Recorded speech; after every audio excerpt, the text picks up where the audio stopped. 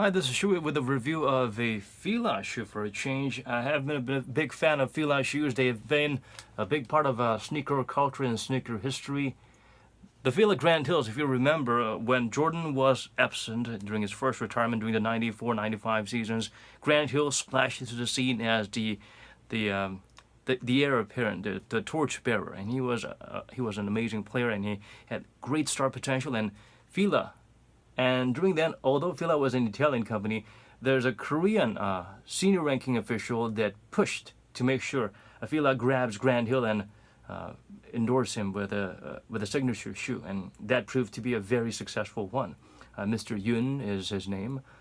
He now owns fila Korea, although he's retired and his son has taken over the business, and there's been a quite smooth transition from an experimental, bold CEO to a more business savvy and calculating younger CEO that understands and reads the trend. And this is why this shoe, the fila Emerge 299, has emerged into the market. It's at a glance, it looks like dad shoes, the ugly shoes that people might cringe at, but it's a trend these days in Korea and in many parts of the world to get shoes that look like something that you would wear when you work in a hospital or something like that. But these are actually something that you can mix and match with most or any kind of outfit. The more you look at them, the look grows on you. There's a lot more to the design. The simplicity of the design, there's more to it than meets the eye. Before this, the fila Disruptor 2 was released, and it was a huge hit. What I loved about the new fila lines is that they are doing something of a reminiscent of the golden years, the mid 90s and the late 90s, when fila was actually as big as Nike and Adidas and Reebok, and Grand Hills were as big as Jordans. I miss the Grand Hill 5s. They've had this 2A cushioning. It's called 2A because it combines air and what do you call that? The air and components. What word am I missing here? Air and compound. Air and compound is the mixture they have. So yeah, it's not just gel, but it's gel with air. So that is their cushioning system. I'm sure they've conducted a lot of research and poured a lot of their money into it, which is why they were unable to bring this back for a number of reasons. They possibly did not have the technology back to try and upgrade or maintain the kind of cushioning they used to have in the 90s. But look, I've not seen this much two-way cushioning in a shoe.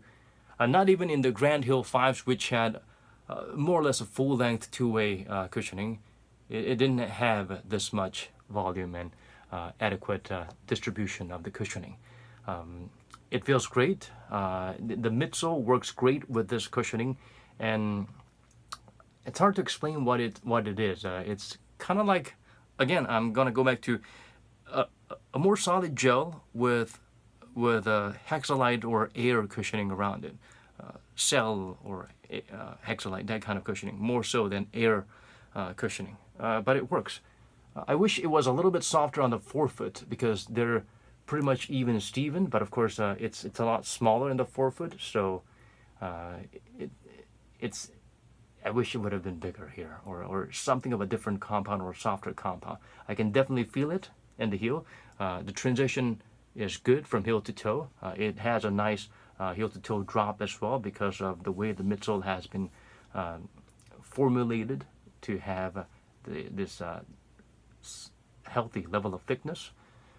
The mesh materials are very thin and very breathable, so they're good if you want to wear them in summer. But if you're actually going to wear them for sporting activities like that involve side-to-side movements like tennis, then you might actually have to worry about this part, having your toes poking out, and the abrasive action might wear them out.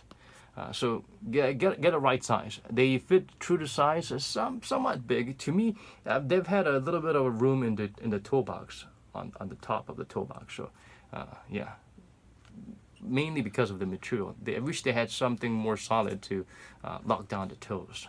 But hey, this is supposed to be a runner designed to provide you a step forward, not side to side. So in terms of that, this is a great jogging shoes if you're looking for them. It's not the lightest shoe out there, but it's not heavy as those crazy basketball shoes that's been released recently by Adidas or Nike. It weighs slightly above 300 grams, so that's not too bad. Mind you, the Hardens and some of the Jordans weigh about close to 500 grams in a size 9, which is my size.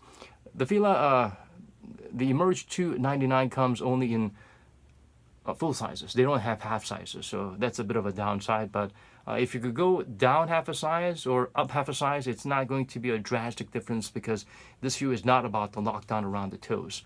Another good thing I liked about it, it's got somewhat of an outrigger type of function here. The midsole, this part of the midsole is a little bit more wider than usual, so that should help with the lateral anti-lateral inversion stability and safety.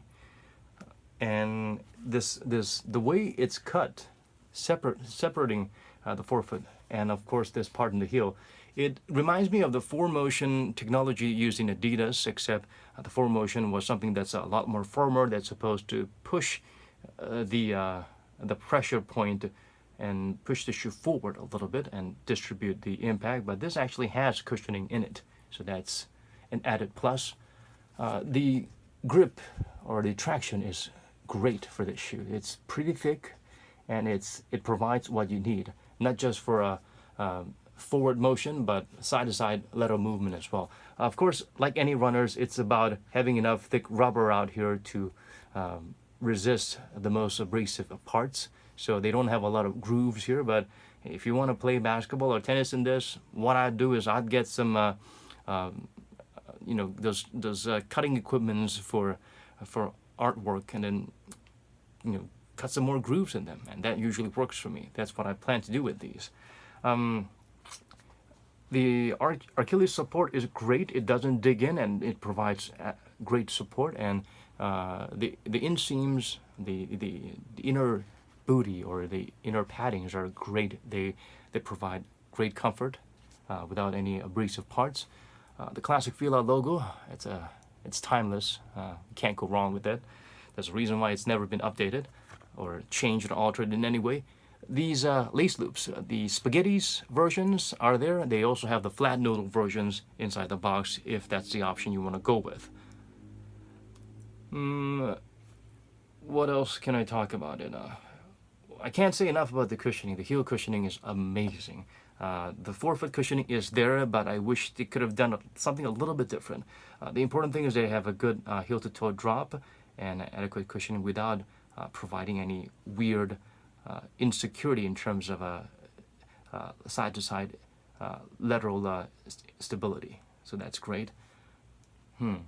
Fila has been doing a good job recently. They've tried to cater to the casual wearers, the high schoolers or the ladies who just need something casual to wear, but it's not something that's too out there, so that works for them. And now it's good that they're bringing back the technology, because some of the retros of the Grand Hill fila basketball shoes, they came without the two ways. One of them came with it, but now it's good to see the two ways back. And this Emerge 299 is not just a retro version. They did have an Emerge model in the 1990s, 98 or 99, and I'm not sure if it had this level of full-length two-way cushioning, nor these separated Nike free A6 impact guidance system type of separation here and there.